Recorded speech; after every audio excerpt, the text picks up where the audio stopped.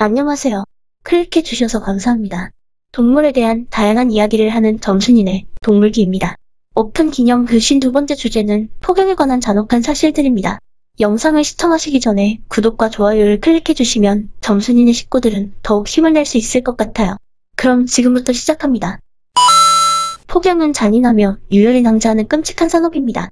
당연하게도 전 세계 수억 명의 사람들이 단호하고 처절하게 반대를 하지만 노르웨이, 아이슬란드, 그리고 지구의 민폐국가 일본은 반대를 무시하고 끊임없이 그 아름다운 동물을 잔혹하게 죽이고 있습니다. 1986년 국제폭염위원회에 의해 상업적 폭염의 유예가 발효되었지만 그 잔인한 관행을 멈추기에는 충분하지 않았습니다.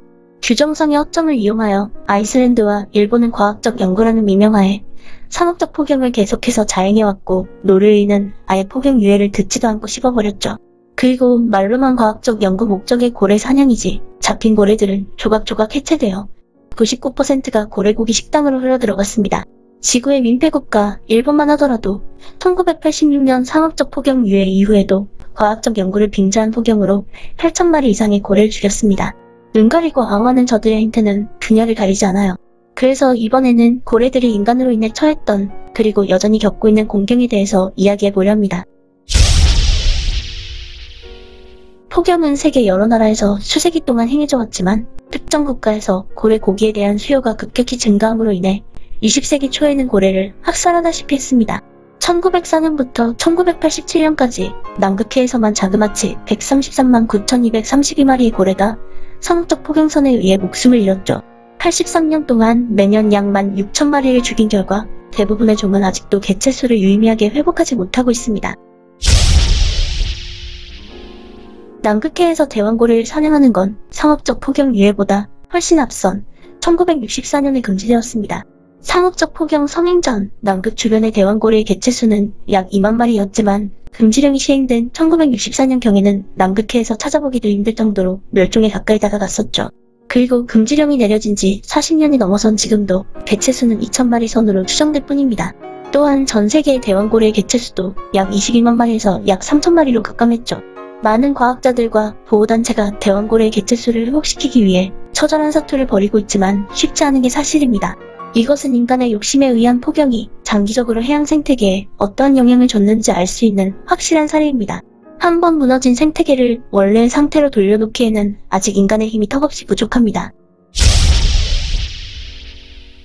1986년에 발효된 상업적 폭염 유예 선언에선 과학적 연구를 위한 고래 사냥을 막지 않았습니다. 학자들과 관련 기관의 양심을 믿었죠. 하지만 아이슬란드와 지구의 민폐국가 일본은 그 허점을 비집고 들어가 과학적 연구를 빙자한 상업적 폭염을 끊임없이 자행했습니다. 그래서 유예 선언을 했음에도 현재로는 민폐국가의 상업적 폭염을 막을 수 있는 방법이 없습니다. 일본의 경유연구소는 연구 목적으로 고래를 사냥할 수 있는 허가를 그들 자신에게 스스로 내어줬고 그렇게 잡은 고래들은 시장에서 유통됩니다. 국제정치적 도의는 둘째치고서라도 학자적 양심마저도 내다버린 추악한 민족이 아닐 수 없습니다. 이러한 작태를 보다 못한 호주 정부가 2015년 5월 일본이 하는 짓은 상업적 폭염이라며 국제사법재판소에 제소했고 재판소는 호주의 손을 들어주었죠. 그러자 2019년 일본은 이제 당당하게 대놓고 상업적 폭염을 하겠다고 선언했습니다. 많은 나라들의 반대가 있었지만 국제 여론은 나몰라라하며 갯샹마이의 일을 질주 중입니다. 여러분들은 과학자들이 야생동물을 포획하고 죽여서 하는 연구에 대한 엄격한 법이 있다고 생각하실 거예요. 물론 그런 법을 갖추고 있는 나라도 많습니다. 하지만 폭염의 사례에서 보면 가련한 4개의 섬조각, 민폐국가 일본에는 그런 게 있는지 없는지도 모르겠습니다. 일본에서 35년 동안 과학적 연구를 빙자한 폭염이 행해졌지만 어떠한 중요한 자료도 명성 있는 과학학 술지에 발표된 적이 없습니다.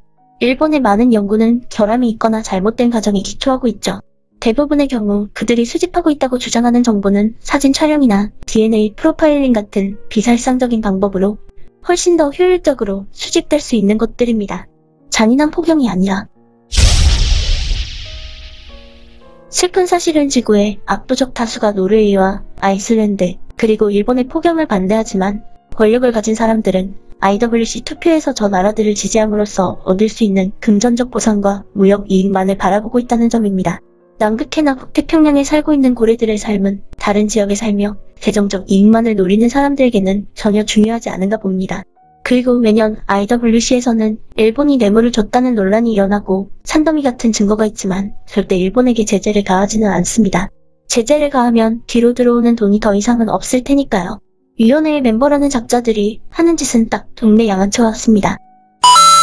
이번에는 거짓말과 조작으로 점철되어 있는 잔인한 산업, 호경이 추락한 사실들에 대해서 아주 작은 부분만 이야기해봤습니다. 깊이 들어가면 더 참을 수 없는 구역질나는 사실들도 있어요.